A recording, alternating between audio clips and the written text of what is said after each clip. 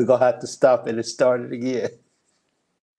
Oh, it is online. What's up, guys? Sorry about that. I thought we was recorded. This is the Loyal BBN Fan Show. I'm here with BC. I'm Big Mike, and we got a lot to talk about tonight. So we just got to get right into this. BC, how are you doing? Shane's behind the scene. BC, how you doing, big guy? Man, it's cold, man. Little snow on the ground. It's cold. Try to stay warm. Family doing good. Everybody doing good. It ain't cold here, big guy. Well, you know what? Actually, it is cold. I think it's maybe about 90 degrees. It's probably about 75 degrees outside, is it? Bro. Yeah, and it's cold. Oh yeah, everybody here is wrapping up for it's about 75 degrees outside and everything. Tell you what, it's a lot hotter in Lexington right now. There's a lot of stuff going on. The news. Football. First of all, big shout out to our volleyball team at UK. They get the number 2 overall seed. They will be hosting right there at home. Hope our ladies go out there and represent.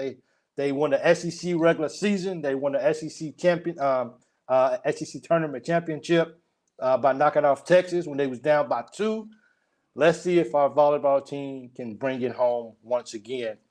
I think his name is Coach Skinner. I think that's the head coach's name at volleyball. Come on, man. Let's win. Let's act like we've been there before and let's bring it home again.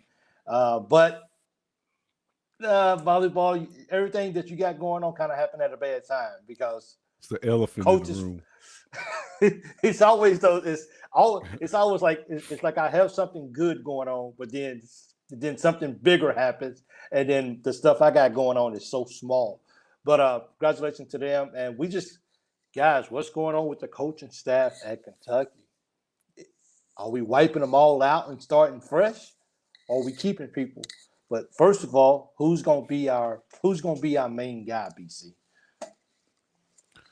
Man, Big Mike, that's a $1 million question. I know it's some front runners there. The Ohio State offensive coordinator and the Oregon offensive coordinator, which I think he's a Louisville guy.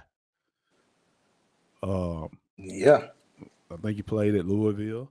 But it's I figured, like I said on the show Saturday, I figured after the Louisville loss, Mark Stoops would be gone. But I think Mullen would be the next football coach at Kentucky because he's coming from UNLV. It'll be a upgrade for him. But those guys at Ohio State and those offense coordinator for Ohio State and the offense coordinator for Oregon, they are playoff pedigree. They championship pedigree. If they come to Kentucky, NIL is going to change. They're not going to come to Kentucky and try to win in the SEC on $12 million a year to get players. That's going to have to change. They're not coming just to try to get to a bowl, which has been our thing for the last years. Yeah. They gonna come in and they want to get to the playoffs, which I would love to get to the playoffs. But I think it would be Mullen coming in. Man, dude, I don't know if people want to hear you say that or not, man. Hey, man, unless the NIL change, man, and unless they giving these guys some money. See, here's the thing, BC. My thing is this, man. And I think you kind of mentioned this before too. Also, is that you got this many. I hope not Dan Mullen. Didn't Stoops beat him in Florida? Man, I hope not Mullen either. But see, here's my whole thing, and this is why I'm like this is an exciting time. It's like going to look for a new car, and you want to make sure that you want to drive off with the right one. You don't want to get off the lot, and then you feel like, man, if I just would have just waited like one more day and maybe went over to this car lot, and maybe I pulled the trigger too fast. Maybe I was sleepy. Maybe I should have slept on it. But here's the thing about the football coaching thing, and that whoever comes to Kentucky, I'm cheering, I'm rooting, whatever. But here's the thing, guys, is that no matter who we get, 50% of the fan base wants this guy, and 50% of the fan base wants this guy. If you get your choice, no matter who that is, if you get your choice, the other fan base is already setting back. Soon as you screw up, we're gonna let you know that you shouldn't be here anyway. And then when they start screwing up, which could be 2 to 3 years or whatever, just for the simple fact of, as you said, BC, they're not going in the beginning. They're not going to get the same pedigree players that they got at Oregon, that they got at Ohio State. And if you're not getting those guys, and then you want these guys to come in here and make you a 5-star meal with the players that they're getting at Kentucky, no one's going to be happy. We're going to be right back in the same situation in 3 years from now, because nobody's going to be happy, because this is a tough situation, man. It is, because we're going to be right back in here. And Curtis, I was talking about it would be an upgrade for Mullen, not for Kentucky. It would be an upgrade for Mullen going from UNLV to Kentucky. But like you said, Big Mike, I look at it, I'm not a GM. I just look at it from this perspective. If those guys, and I always looked at it as from NFL, NBA, if you're a good offensive coordinator and you are a good defensive coordinator or whatever, I'm looking at, is it you that good of a coach, or is it the players? Because if you are that good of a coach, that's a plus. But if you come into a team where you don't have that good of a players, you're not going to be as good as you was where you was at. Yeah. So that's why I said, if these guys, if top of line guys that can move the temperature is going to come to Kentucky, and we have said it time and time, you have to give money so these guys can get the players that they want. It has to happen. It's just like you gave the analogy of the car. You can't go to a Lamborghini dealership and expect to get Toyotas.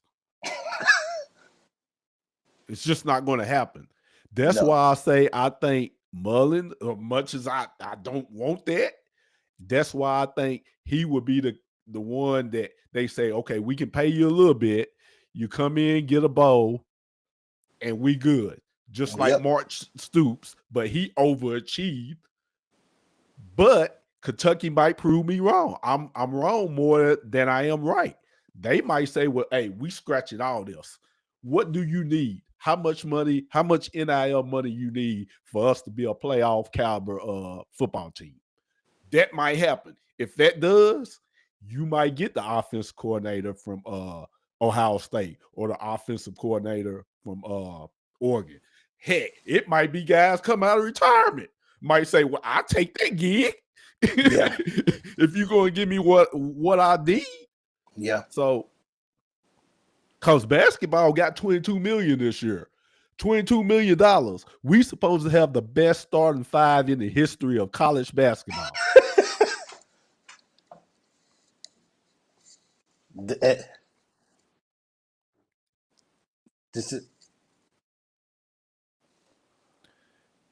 These two names, these two guys, the reason why I think they can get Kentucky in living room. I think they can get Kentucky football, because if Kentucky football is great, I am like, whoa. I think they can. I think they can move the needle because they have already playoff pedigree. These guys have been in the playoffs. They have the Oregon offense coordinator. He done had 3 quarterbacks in the last 3 years, and they haven't missed a step. And with Ohio State, they went to the championship last year and got a good chance to go back to back. So they are championship pedigree, but they gotta have the funds. Is with either one of those coaches, is Cutter their type of quarterback, or they're going to go out and get a major upscale, a major upgrade at the quarterback position, or can they work with him? Here's what I think about that. With their offenses and what they do, I think if they got the Ohio State offensive coordinator, I think he could be able to use Cutter better than the offensive coordinator for Oregon. Because at Oregon, you got to have a mobile quarterback that can throw the football, that can run it. It's a high-power offense. They on the move. It's line up, because with what we have heard, that Kentucky had to simplify the playbook for Cutter. Yeah. That's not promising. So if you running no huddles the whole game, I don't know. And everybody's talking about that. We need to do everything we can to keep Cutter at Kentucky. I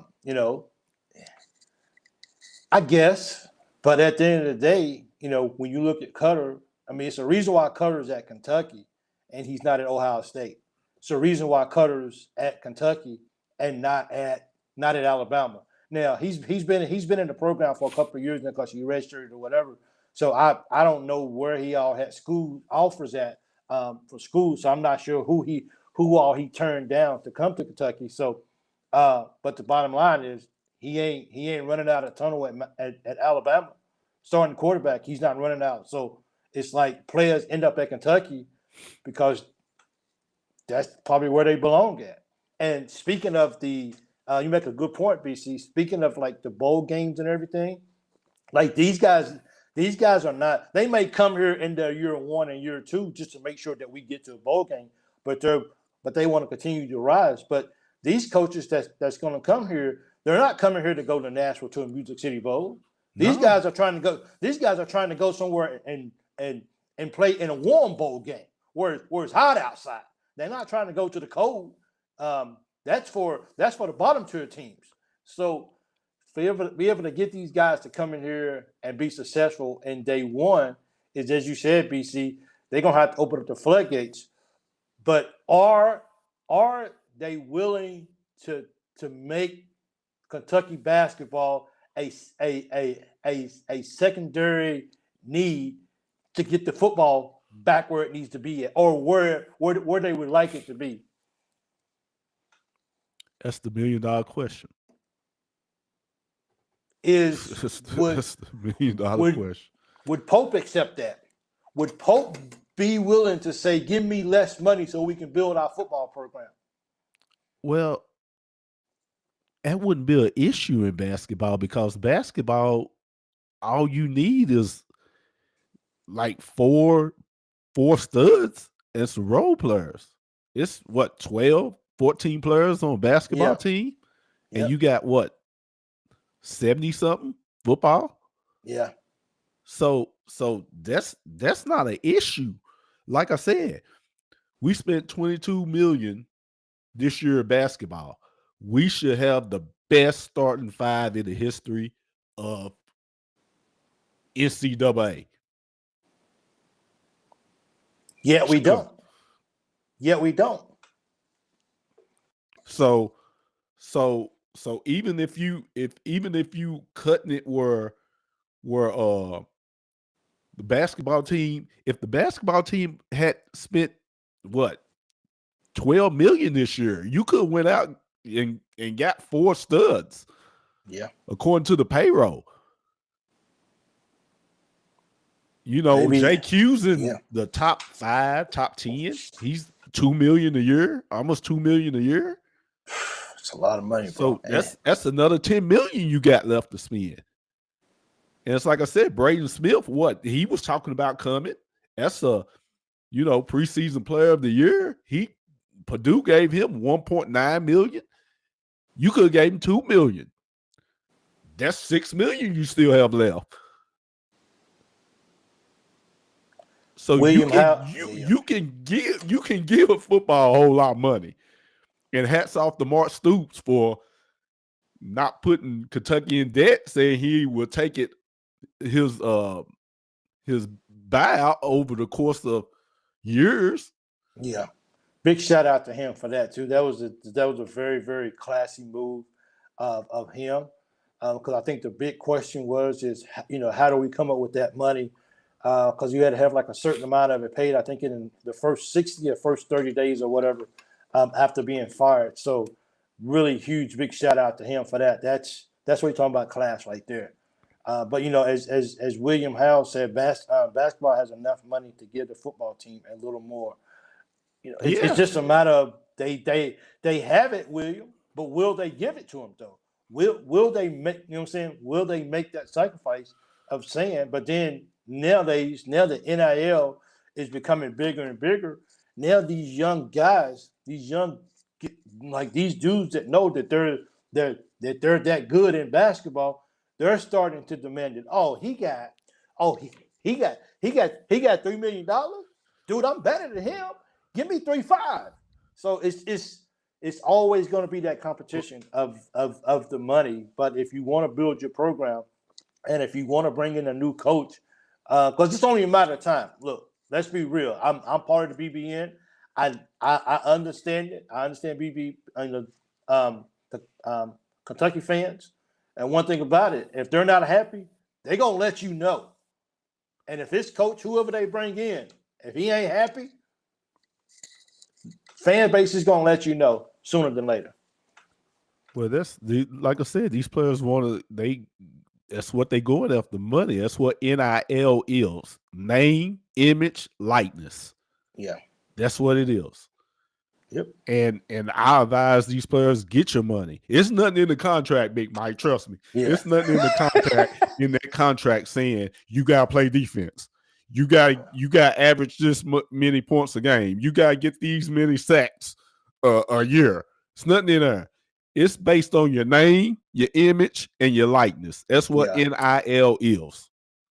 It ain't like the NFL when if you do so much, you get a bonus. If you if you score 2 extra touchdowns, then this right here, then we'll give you a bonus or whatever. It's just will you sign? Will you give us a wet signature of your name saying that you'll come to Kentucky? Yes. And if you do that, we'll be able to do that for sure. People like Coach Kalini, Sataki. Okay. So it's so many different coaching options out there. There are like so many people. BC, how do you make everybody happy, man? You're not gonna make everybody happy. Jesus couldn't make everybody happy. You're not gonna make everybody happy. That's if that's what you expected, good luck. And we also have to look. Ole Miss needs going to have to get a head coach too. Yeah. Ooh. Okay, they hired a defense coordinator. All right. Okay. Well, that's a good thing for us. That's one less team. That's a real good thing for us. That's a more pleasable job than Kentucky football. Absolutely. The Ole Miss got their own issues too. They won't even let their coach in the championship game in the playoffs. Yeah, which it's immature to me. It is. You gotta let your guy coach. He done got you to where you at, and now you talking about this because he wants to upgrade to Ole Miss, and then you talking about he can't even take his kids into battle to finish the year. That's so. Look, if you look at that versus what Mark Stoops just did with the pay money and all that, we gotta. I mean, we just got rid of a pretty classy guy. Hartline and Stein, preferred Stein fantasy pick. John Gruden. Just how would John Gruden do here, man? You think he can come here and win, or is that just a name? Here's the thing with John Gruden. You might want to stay away from it because of all the speculations of what happened and trying to get players here. Okay. With the what was it, the racial stuff? Okay. So that might be something you need to stay away from.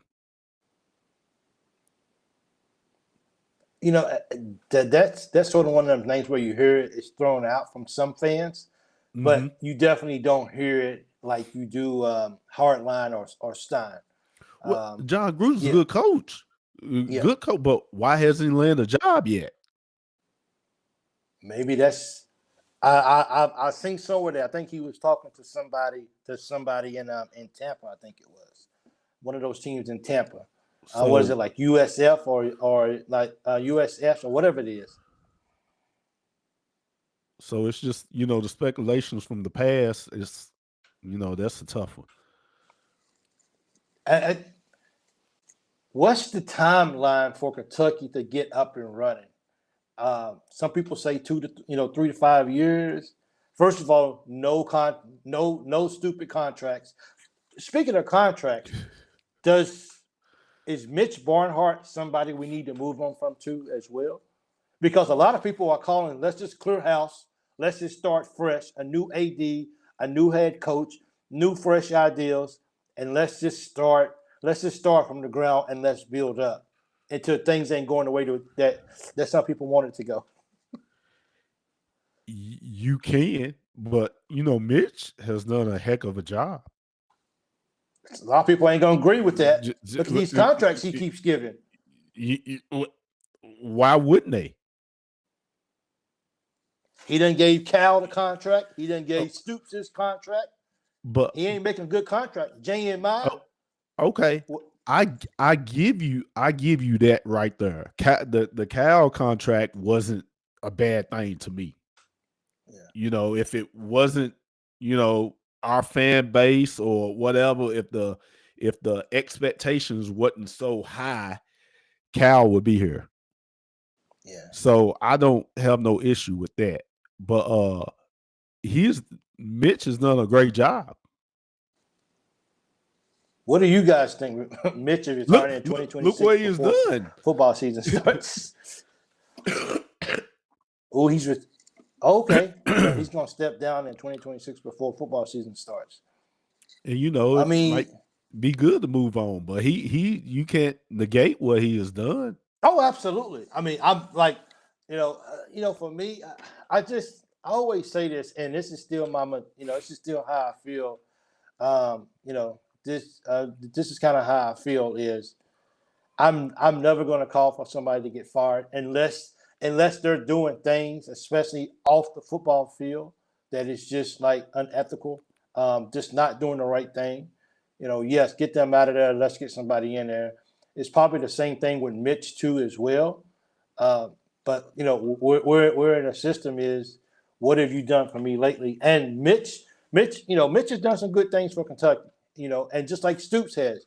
So even though things hasn't been the way we wanted it to be the past few years, especially when it comes to football and even basketball going down the stretch with Cal, I think he's done a decent job here at UK. So we have to at least acknowledge that the whole 10 year here, it hasn't been completely terrible. So it's just we live in a world where BC, unfortunately, what have you done for me lately? Type of behavior or type of mindset. And that's the expectation. That's why I say it's hard to coach at Kentucky. You go back. I don't Patino left. Took the money, went to the NBA. But you go back to Tubby Smith, over 75% winning percentage. He was coach of the year like 2 or 3 times, won a national championship, like 4 or 5 SEC titles. Yeah. But he just didn't get back to the Final Four in 11 years. It was like, hey, he's fired. You go to Cal Perry, who won 6 SEC championships, over a 70% winning percentage. Yeah. And national championship, sent 42 first-round draft picks, 2 national player of the years, 3 number 1 picks.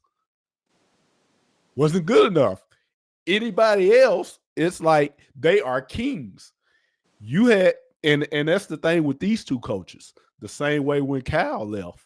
It's kind of like a 2-year later repeat of what happened in basketball. You were looking at UConn's Hurley. He's like, nah, why? You looking at Drew, who came here in a helicopter with his family. Like, nah, I'm King of Baylor. I won a national championship. Why will I come and have that much pressure when you have ran guys out like that? Yeah. So it's tough coaching here. It's BBN. It's tough. I have a very controversial question that it just popped in my heart, and before I ask this question, it's no disrespect to anybody. I know we got people in here. I know we got people who watch the show, that's been watching the shows for 50, 60, 70 years. People just all out diehard Kentucky fans, loyal to the last drop. Have you ever wondered if the BBN Kentucky fans as a whole, at sometimes do we really know what we want? Yes. What do we want, BC? What does Kentucky fans want? To win championships. I'm talking about the whole fan base when it comes to football, basketball, everything. To win and hang championships. Plain and simple. I'm 48 years old. I've been a Kentucky fan all my life. That's what it's been. If we don't win, we better be in second place. Okay. That's the way it's been. And that's like I said, Saturday, it's levels to expectations. Okay. It's different levels. Okay. With Kentucky, it's here to here. But is that fair though? Is that fair? It might not be fair, but it's just when it comes to Kentucky. Fair and just, two different things. Fair could mean anything, anywhere. But just is Kentucky is we want to win championships and hang banners. I don't care if it's ping pong. I don't care if it's swimming. I don't care if it's horse racing or whatever. Yeah. Want to win championships. Okay. AFI says we know what we want. We know what we want too much for some coaches. We scared them off from wanting to coach here. Yeah, because it's pressure. It's a whole lot of pressures. And now a lot of players are probably feeling it. So even talking about the pressure of a new coach coming here to Kentucky, I guess my question is, do they come in here on the stove, or are they not even in the kitchen? Always on the stove. Soon you sign that contract, you're on the stove. You're in the pot. Yes. No, the burner might not be on. Yeah. But you own it, you in the pot on that stove. You know, I have said it plenty of times on this show. Ain't nothing changed.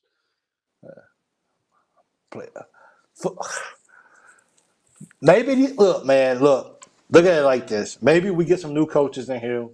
I wonder if you go ahead and get a coach in here the next 48 hours. Let's just say 48 hours. You go ahead and get a coach. I wonder what our transfer portal looks like if they get in here. Because from my understanding, I haven't read anything. I've been so busy. So I've seen a couple of things that, first of all, we had a JUCO safety that committed. Nope, he decommitted like 2 days later. So I wonder how many guys I haven't seen yet, but I wonder how many guys have already hit the transfer portal already, and how many guys would possibly stay if you get one of these two coaches in here. Will that be enough spark for these guys to stay at Kentucky, or have they made their mind up that Kentucky is just a dumpster fire and they don't want to be around the program anymore?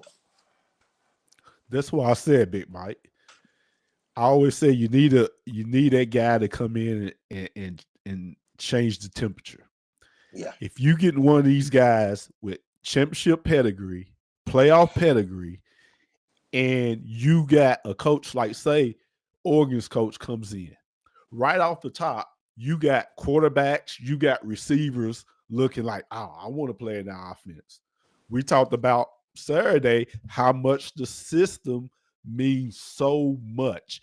If I'm a wide receiver and I'm going to get 10 or 12 looks a game along with the other wide receiver, I want to go there. It changes everything. The kids we got here, they might be like, hey, I want to stay now. We're going to throw the ball a little more. We're going to spread it out. We're going to run the football. We're going to mix it up on defense. We're going to do this. It means a whole lot. Is getting a JUCO offensive lineman, is that a good thing for Kentucky? Is that saying that Kentucky has what it takes to get a JUCO? Now, I'm not saying, like, I understand some of these guys, they got to end up at JUCO for education, getting their grades up, all this kind of stuff. I get all of that, but we're talking about playoffs. Mm-hmm. Does that say a lot that we're only a school that's good enough to get JUCO players? I mean, he might come in. We got to so basically, Football Nation just said that we got a offensive lineman today, JUCO, that committed with no head coach. He's 6'5", 325 O-line player with Stein offense. I mean, we had a big line this year, and the last couple of games of the year, they was nothing. They was horrible. I mean, let's call it. That was horrible. Like, I don't know if they did it on purpose. I don't know if they just didn't want Stoops at coaching anymore, and they're like, let's just be as bad as we can. But they was bad. So, well, let's not look at Kentucky, or let's not look at the coach. Okay. Let's look at a player that's JUCO. That's what you look at, the player. If a player's coming in and he won't, because there have been guys from JUCO go to NFL and be successful. Yes, absolutely. Yes. And it's all about the player, Mike. I always say it's all about the player first. If a player's going to come in, no matter if they're JUCO or whatever, from high school or whatever, if they come to work hard and put in the effort and be coachable, you're going to get results. That's just the way it is. Okay. So, apparently he started at Missouri, and this is his grace, his second chance. How many players in Ohio State? How many players from Oregon? How many players from Alabama? How many players from Texas? How many players from these big time? How many players from Michigan is coming from the JUCO ranks though? I don't know. I don't know. They probably got some on the roster, but I don't know. That's the thing though, Mike. You can't go to a Lamborghini dealership with a Toyota budget. Yeah, there you go. Yeah. you gotta get NIL money to pay these players, because now they're getting paid on the name and the image and the likeness. Yeah. That's what it's all about. And the NCAA started this stuff a long time ago. NCAA is probably one of the worst organizations when it comes to sports. They started this stuff a long time ago. When a kid couldn't go and sign autographs somewhere and get paid $3,000, they saying, no, that's illegal. We can't do that. Yeah. So you done had these kids and you're making a lot of money. Yeah, they're getting scholarships. I know a lot of people say, well, they're getting free scholarships. Yeah, but colleges are making a whole lot of money off of them too. A whole lot of money, man. Absolutely. I like that Cam Newton won the Heisman after playing at JUCO. And look, don't get me wrong. Hey, national champions, good to If see you can play, you can play. I was just getting ready. I was BC. I was just going to use your words, the words that you just said. Absolutely. So I'm not against JUCO players because that's probably the best quote out there is if you can play, you can play. I'm not against that. But when you look at what Kentucky would like to do, when you look at Kentucky, what they want to build, if we're being honest, we're not exactly going out there and saying, I hope my first choice is I can find somebody from the JUCO level. You want to go, but you know what I'm saying? But some of these guys, they end up in the JUCO because they don't take care of business or, for whatever reason, something happens. Right, the grades. Yeah, their grades. Even watching the TV show First Chance U, some of those guys have already been to some teams in D1. They didn't take care of business, so they had to go back down to JUCO. So I'm not throwing shade on those guys, but when you look at it, if those pedigree coaches are coming in, then those guys are looking for pedigree players. And a lot of times, unfortunately, because of the JUCO level, sometimes you kind of get overlooked sometimes because of what everything else is out there. So that's why I kind of asked that question is, why do we got to go basically almost to the sense of going down to the smallest level of college football and looking for these guys when we got all these guys right here up at the top playing level right now? Why are we going to get them and we got to go all the way to the bottom to look for those JUCO players? But hey, if the JUCO players can play, they can play. Well, sometimes, Mike, when you have a threshold on the NIL money, you can find a Latin in JUCO, a diamond in the rough. Because here's the thing.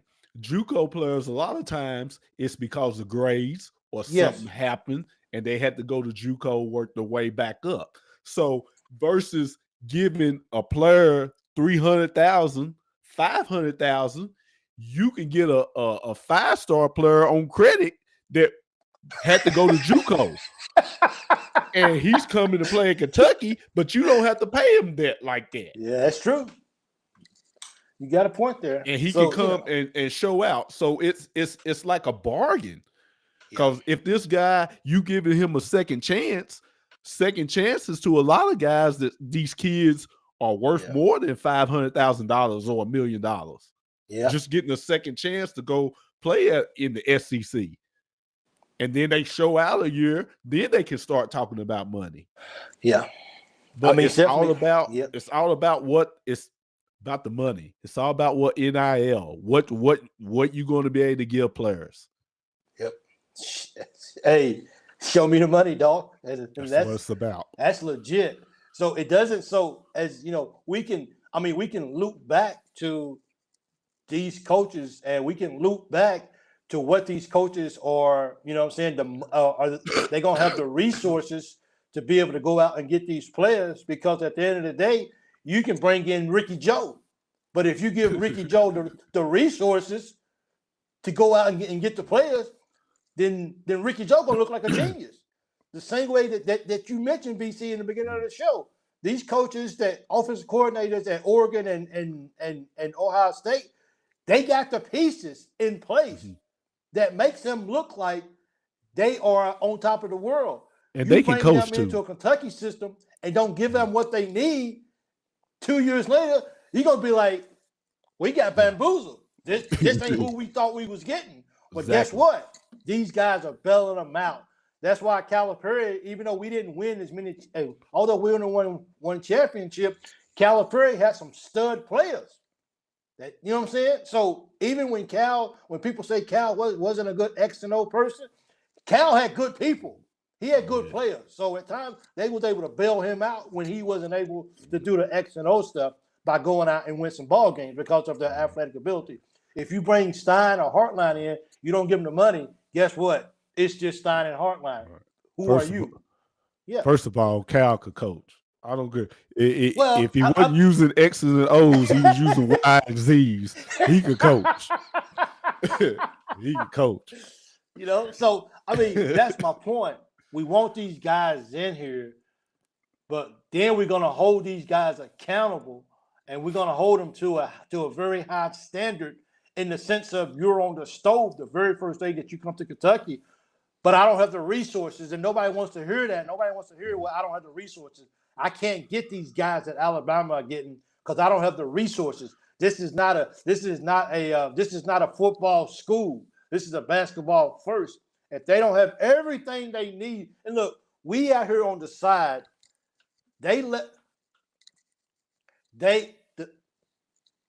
these universities, they let fans know what they want the fans to know. We don't really get to see every single thing that goes on behind closed doors on a more upper level management planning. So they show us what they want us to see. If they're not going to give the money to these coaches, then in 3 years we're right back here looking at tail numbers and seeing what plane is going where to talk to who or who's coming in town based off their tail numbers. Well, the last 2 years, Mark Stoops kind of alluded to that in press conferences.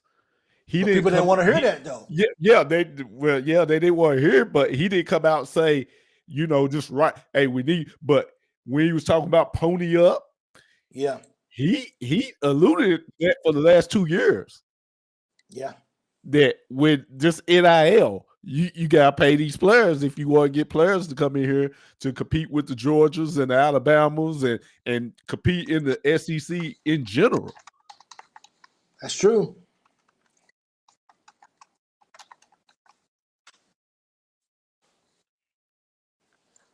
How do we catch up with a Vandy? And that's crazy to even say that. How do we catch up to a Vandy? Because these recruits are coming to Vandy now. Somebody done made these guys believe that that Vandy can be a really good team moving forward in the future, even without Pavia. Just because of the coach has got these players to buy in. I do want to see what Vandy does next year when they lose their 25 seniors. I want to see what they do. I want to see the regression if it's going to happen, and then I want to see them build up with the new program. Well, they might not have the year that they did this year, or they might. That's why they building those facilities. Yeah. That's why they doing that. Vandy is, they have been great in baseball, but Vandy is all across the board. They want everything to be perfection. It's private school. Yeah. So I think they got a good coach, and I think they would get guys there. It just takes that coach to move the temperature, but you gotta have the money. They got all world quarterback. He might be Heisman Trophy winner. They got all world quarterback, man. I think he should be in New York. That really moves the temperature. Yeah. I think he needs to go to New York. If they don't invite Pavia to New York, he got robbed, bro. He might win the darn thing. I don't know if anybody that Indiana's quarterback played good, but I don't. Ohio State, they're a receiver and quarterback, and this is crazy. But so everybody's on watch to see who we're gonna get. It could happen tonight for you guys, the morning time for me, of course. And so that's definitely something people's going to be paying attention to. And maybe it might happen another 48 hours, but I think it's important because a lot of teams are done with football. A lot of teams not going bowling. So a lot of people are going to start hitting these transfer portals extremely fast. So the sooner we get somebody locked in and sooner that we can get somebody there, sooner we can start recruiting and start getting guys in there. But anyway, Oregon and Ohio State are both deemed for the playoffs, if I'm correct. Somebody correct me if I'm wrong. So do we even get these guys in here? Do they leave their respective programs to come ahead and start now, or do they take their teams into the playoffs? That's another thing too as well. Well, if they took a job, I don't think they're going to do like Ole Miss did. Yeah. I don't think they would do that. Yeah. But you know what, though? Yeah.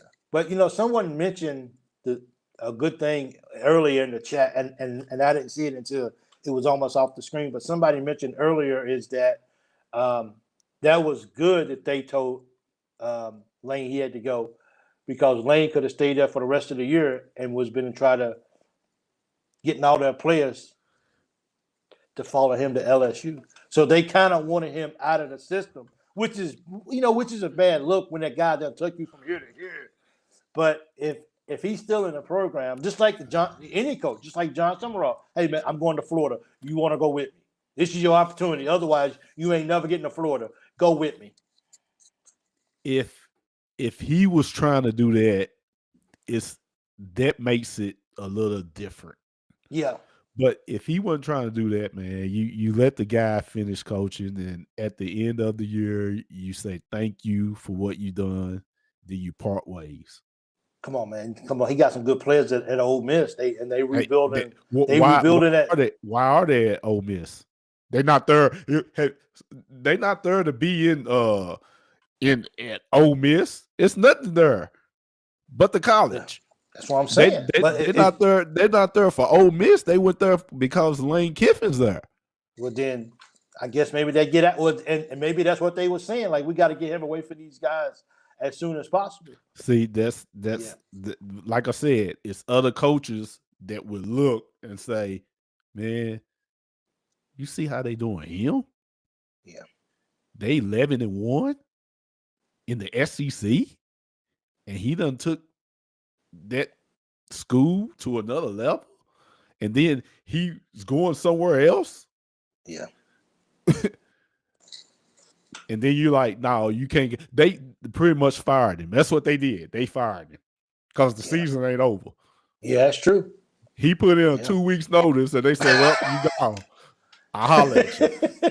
He said, "Well, I did it the right way. At least no matter if you like Lane or not. Yeah, it's a lot of people might be biased to this topic. Yeah, but the truth is, hey man, that man can go wherever he want to go at. Yeah, when he want to go. That's true. And then you say, well, yeah, if I'm the athletic director, I'm gonna be like, hey, thank you. Go win us a championship. Then after the season, we part ways. Absolutely, yeah. Because you're gonna put the man's stuff out there in the field, take pictures of it and stuff. Come on, man. That's some hateration. I hope they never get a good coach anymore. That's hard. So, Will Stein's offense work in the SEC. Will Stein's offense work in the SEC. It's all about having the right personnel. If you don't have the right personnel, you got to realize he got some dudes where he's at now. So if he can't get the equivalent of those dudes here at Kentucky, then does it even matter if he's good in offense? It'll get exposed. Well, Mike, if you got a quarterback that can throw the football all over the field, that attracts receivers. It's like honey to bees. I got you. And like I said, that moves the temperature. If you gonna run a spread offense, a hurry up offense, the kids want to play in that system. Yeah, I got you. But here we go though, BC. Mm-hmm. Is Cutter that dude? Was this year good enough of a training year for Cutter in the off season to get ready for next August and next September for him to be that quarterback? No, it wasn't. But could he be that quarterback? I don't know. Is he the standard? I don't like to say things I don't know. Yeah. Absolutely. Yeah, absolutely. I agree with you. Now, was this year on the caliber of what Oregon does in Ohio State? Heck no. No, it wasn't. But he's a freshman. Can he grow to be that? Is it enough time? Yeah. Whatever coach they get? I don't know. I'm wishing the kid all the best. He's a hard worker. He's tough. Yeah. But with that right there, I don't know. I can't look into the future. He's He's got to look better than what he did against Louisville, though. I don't know if he just was rattled because he got hit so many times. I just don't know if they just quit. That'll get you rattled. You know, he said that'll get you rattled. For real. You know, that'll get you rattled. But anyway, so we're going to be on watch for that too as well. We need to jump over. First of all, if you haven't hit the like button, please smash that like button. If you haven't subscribed yet, please do so. Also, guys, don't forget that I have some merch for the website. Please go check it out if you can. It means a lot to me. I never ask people to support the channel. If you want to support the channel financially, that would be greatly appreciated too as well. So thank you guys for the support that you guys give me as well. Guys, we have a basketball game tomorrow. Cats versus Tar Heels. And we're not even talking about it. Is this so? Is the football, what's going on with football, so big that we stepped away from caring whether Kentucky beats North Carolina or not? If it was politics, I would say it's a distraction.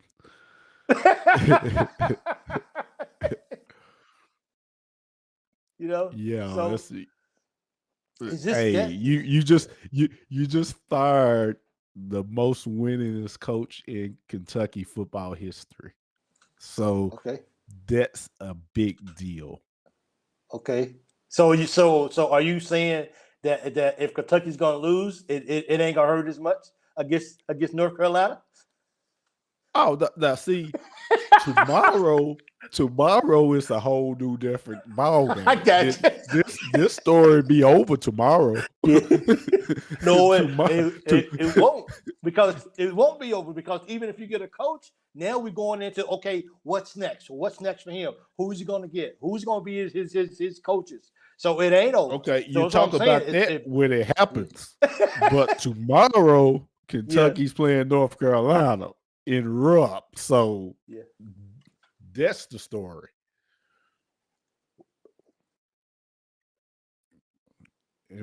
Absolutely, Mo without D those and Jalen Lowe. Yeah, Mo D. What did Mo do? What did he do? Break his leg? What happened? Well, I will say this. I will say this about Mo D and his injury. When everybody was celebrating when I think Walker Horn, when he hit his 3-pointer, it's different versions or different camera angles was always on the team. So one thing that I noticed about Mo D, look, JQ, not JQ, but Jalen Lowe, he was jumping up and down, throwing his shoulders. He was all over the place. Mo D was hopping on one leg. I did notice that. I noticed that he wasn't just jump up and down. You could tell he was putting all his jumping power on one leg. Man. Yeah. But Jalen Lowe, dude, he was the towel, the jumping. Like, should you be playing point guard for Kentucky right now with the way you jumping up and down? I mean, can't you give us 10 minutes of ball game with the way you moving? Just give us 10 minutes, 10. Give us 12. Give us 10 to 15 minutes, Jalen Lowe, with the way you hopping around and throwing your shoulders around. Look, when I got a bad shoulder, dude, I'm very cautious of how I move my shoulders, how I sling my arms. I'm very, very deliberate on how those movements are. And he looked like he didn't have any restraint. And this we're talking about a guy that days before that was talking about he's making a decision on whether he should have a season-ending surgery or not. And now you jumping around because a guy hit a 3-pointer. Big shot. I get it. I celebrate it too. But can you play against North Carolina? Can you give us 10 to 15 minutes against North Carolina? You already know you're not going to get 20 minutes. So can you give us some time? This game is big for Kentucky. Hey, it's the difference than you out there getting hit on that shoulder, Big Mike. I understand that, but the way, look, if your shoulder roll, if you pull some ligaments and if you messed up something, or if your shoulder keeps popping out of place, and the way you throwing your shoulders around, there's in the back of your mind, you know how bad this hurts.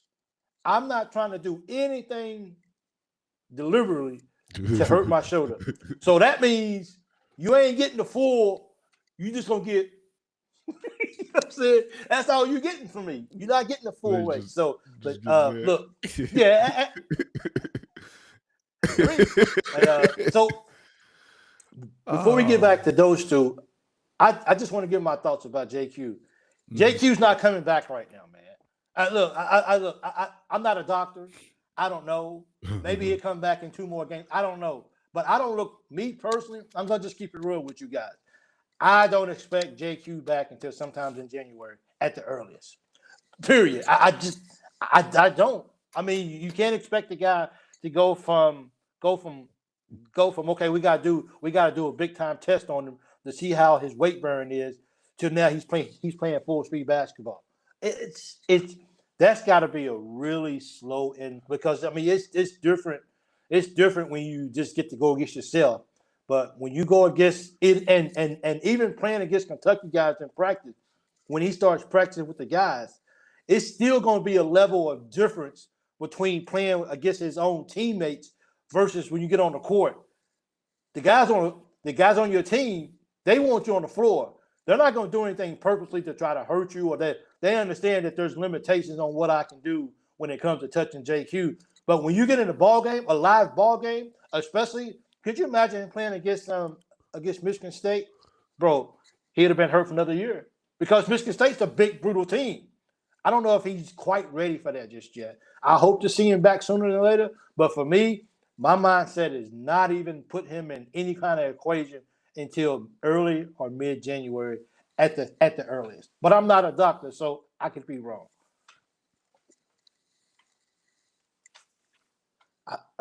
Jimmy said,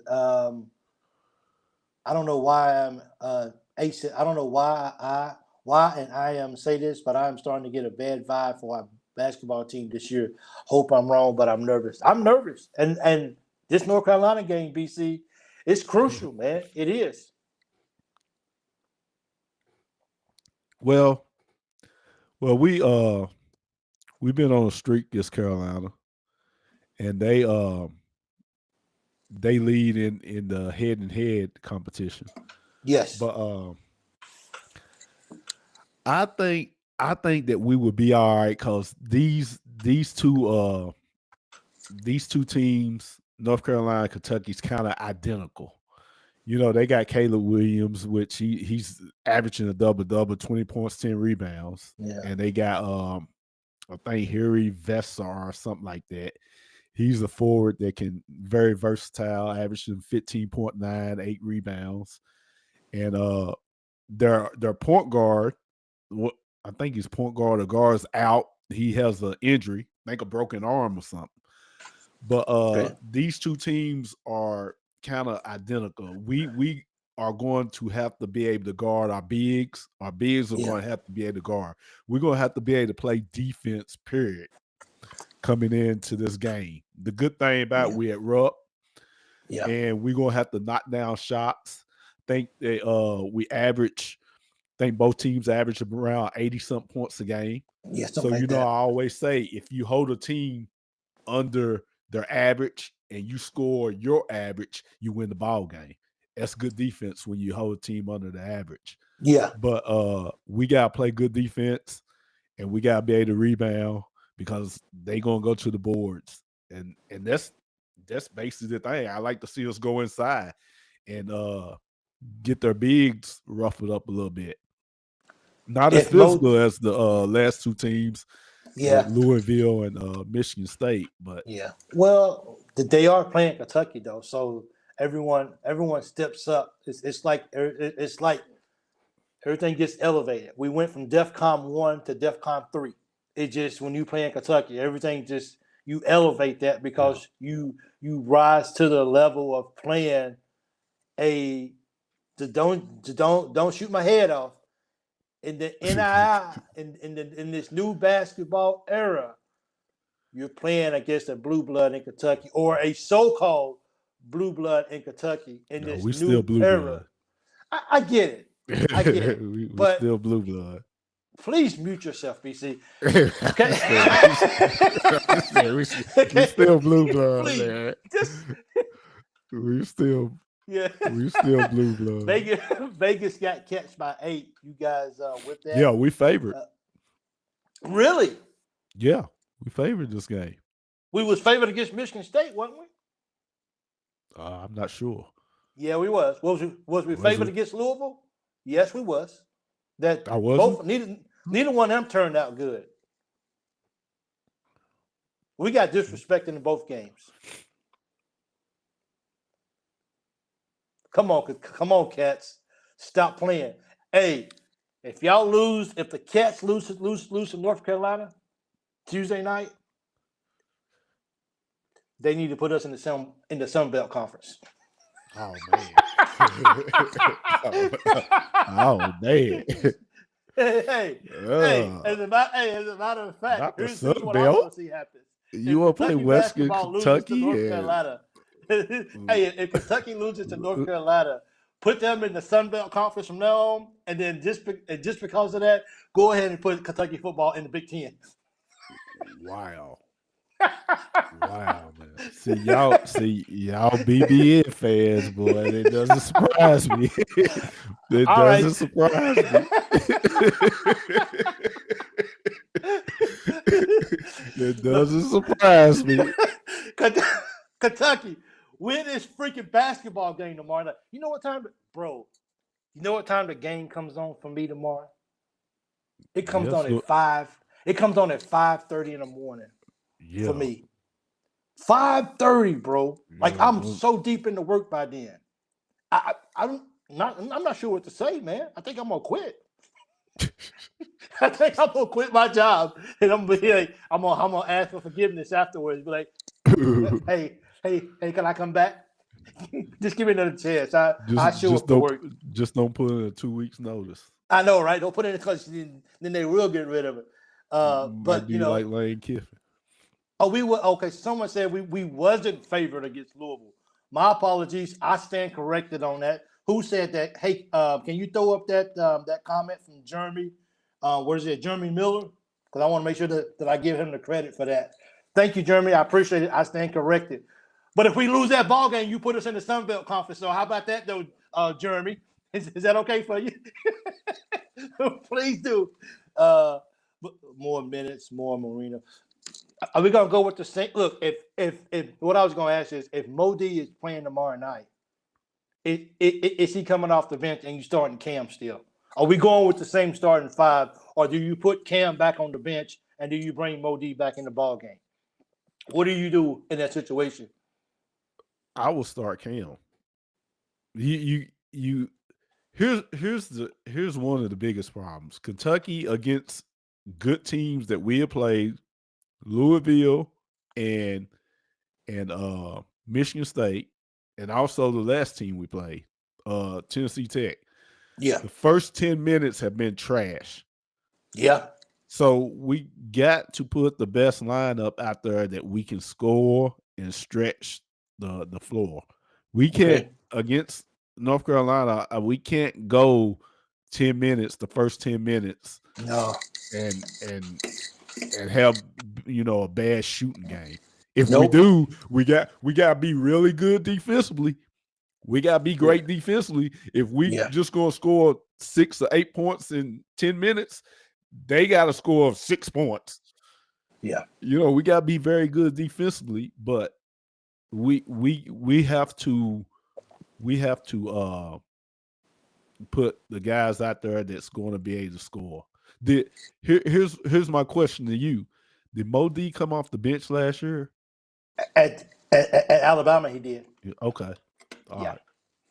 So your point is, he said, well, that is, hey, he said, well, that is my point. He said, you just answered my point. I just want to see us come out there and fight. Being able to be down like we did to Louisville and cut it to 2, and then cut it to 4, whatever it was, and then they just took off and left us at the end of the ball game. That gives me hope. I don't think we are a team who if we play against a team like any great component or opponent, if those guys get up in the first 10 minutes and they are basically running us, I don't think we have enough offensive power to get back in it. We might get close, but because we don't have the consistent. And you know something that I thought about, BC, is that you mentioned this about Ortega and why Ortega's not having a great year so far, because everyone had a whole year to know who he is. Mm-hmm. I think teams are catching on to who our go-to guy is. It's crazy. Collins, Chandler. So I think in this ball game, I think their scouting report is if Chandler goes to the bathroom, you go with him. Because he's already proven that he'll stand as far as he can out from that perimeter shot and he'll take the shot with no hesitation. So now the same treatment that Ortega's getting, I think Chandler's going to start getting that, because coming into the season, just like we was hoping that Chandler had a good jump from year one to year two, but no one seen him going from here to here all of a sudden. Well, you have to guard Chandler like you did Kobe last year, because Chandler's shooting about 50%. Yeah. Shane, what you got?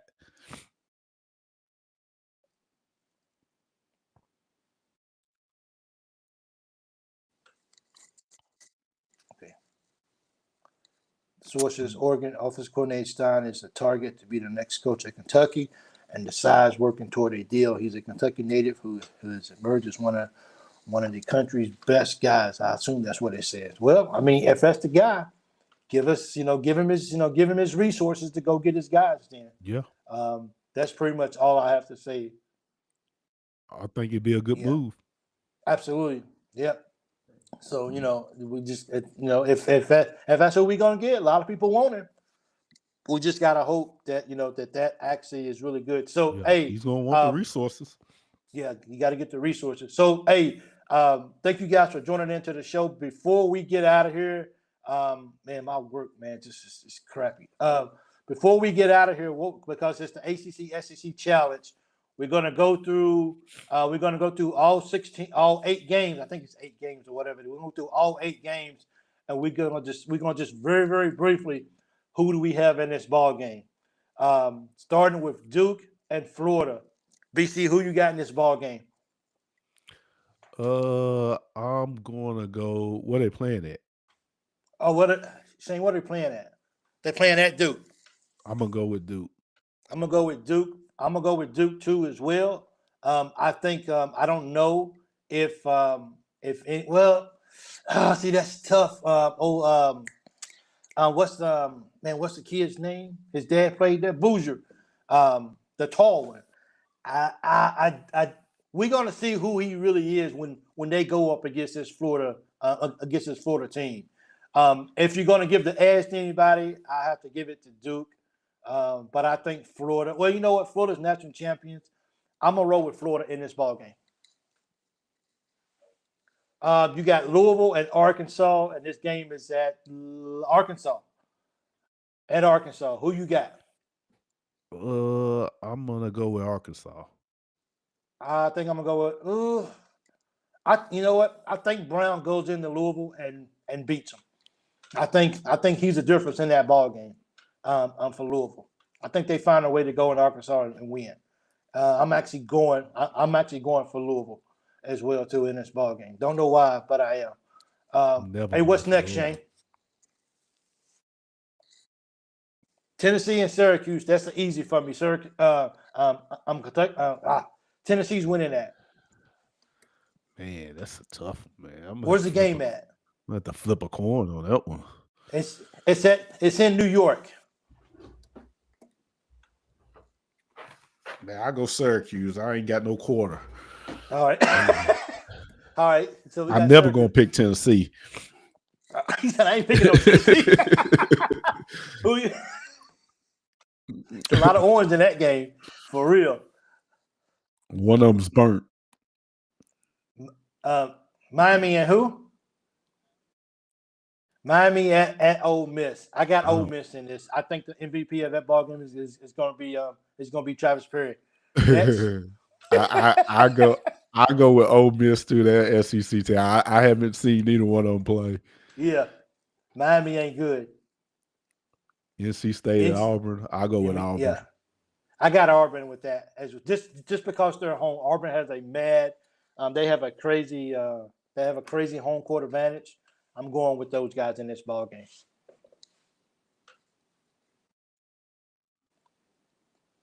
Georgia at Florida State. I'm gonna go with Georgia, I guess. I haven't seen neither one of them play. Georgia women got a really solid team. I haven't seen the men play. Who's Georgia playing? I'm sorry, who they playing again? Exactly, Georgia.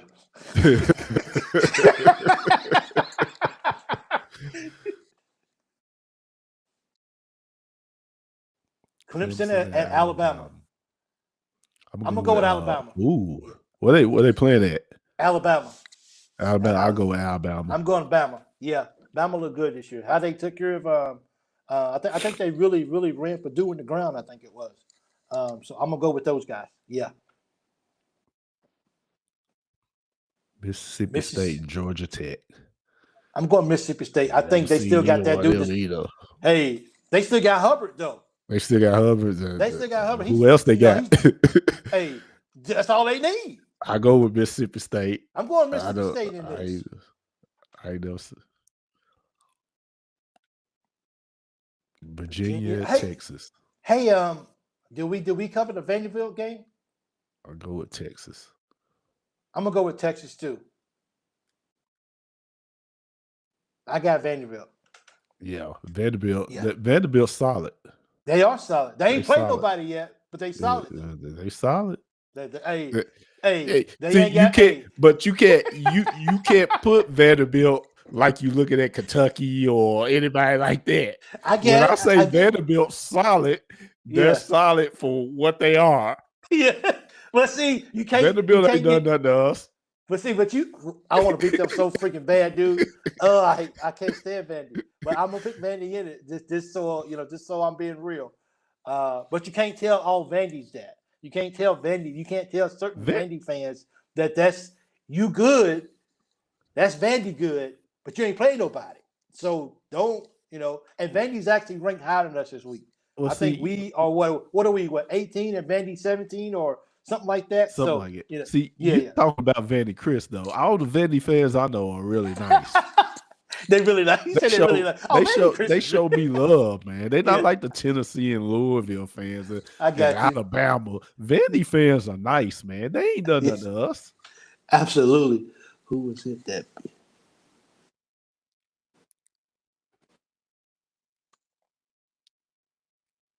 What? So, if Kentucky hires Stein, Louisville fans will probably lose their mind.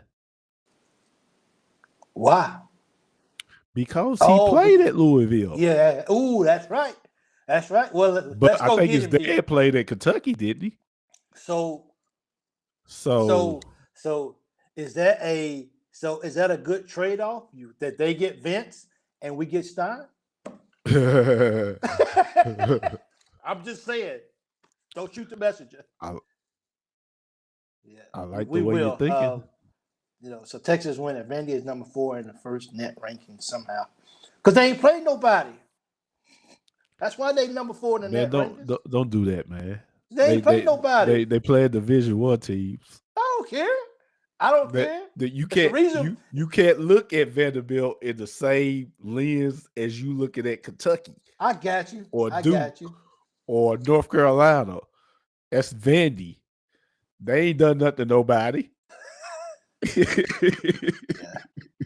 All right. Let's talk about baseball or something. I know, right? Sorry, guys. If my mic was, this is the first time that I was told that my mic was too low. I just turned it up. I don't want to bust BC's ears out, and I don't want to be too loud on the screen or whatever. But BC, always appreciate you on with me. It's always a pleasure. One of these days, you literally will have to mute your mic. I'm pretty sure of that. But it's all good. It's Vanderbilt's number 10 in KenPom. It's okay. I hate seeing stuff. Whatever, man. Anyway, Vandy just get on my freaking nerves. Pretty good. Whatever, dude. Shane, mute this dude, man. Anyway, thank you guys so much, man, for tuning into the show. If you haven't already, please hit that like button. If you haven't subscribed yet, please subscribe to the channel. It means a lot to us. Remember, we got the merch. If you guys want to support us financially, you guys can do that too as well. Ooh, that's so hard to ask for. It just feels nasty. Anyway, it feels nasty asking people. I just want you guys to come here and just enjoy you couldn't yourself. work for Nike. Yeah, for real. I know, right? I couldn't work for Nike.